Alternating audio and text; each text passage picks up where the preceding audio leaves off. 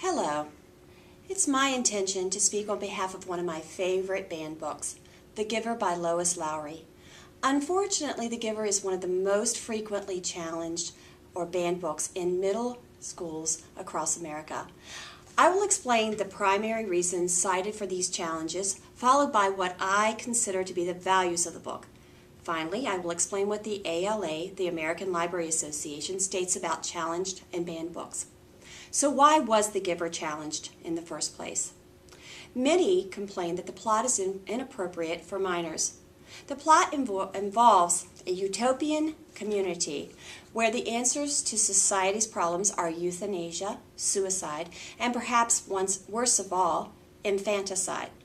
There are concerns that the book is anti-feminist. Women who do not possess a high IQ are given the role of childbearing.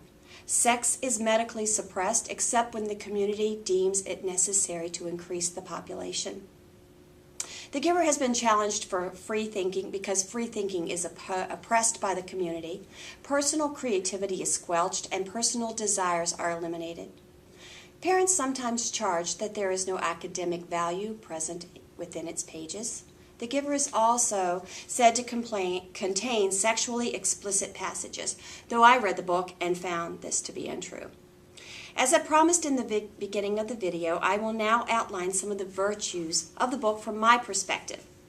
Reading and digesting the content of The Giver has the potential to spark discussion about the horrors of too much governmental control over the individual. At a very basic level, I think reading The Giver communicates the idea that life is not perfect and that trying to create a perfect society actually brings about worse disasters than the original problem. As an educator, I would suggest that the protagonist of this book encourages students to rage against the norms in their own communities if those practices are contrary to intellectual and personal freedom. Students who can grasp the idea that change is brought about by thinking individuals are the kinds of citizens that educators and parents want to produce. Now that I have presented both sides of the issue about the challenging of The Giver for use in the middle school, I'd like to share what the ALA states about banned books and about banned books in general. While there are many reasons that people cite for challenging a book, there are usually three primary issues: sexual explicitness, offensive language, and that it is unsuited to a particular age group. While The Giver does not contain offensive language, it has been targeted for the other two offenses.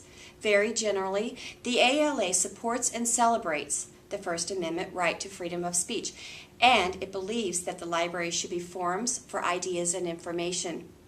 Looking at the First Amendment once again and researching some of the previously challenged outcomes of previously challenged books, I am in agreement with the Supreme Court Justice William O. Douglas when he said, if there is a bedrock principle underlying the First Amendment, it is that the government may not prohibit the expression of an idea simply because society finds the idea itself offensive or disagreeable.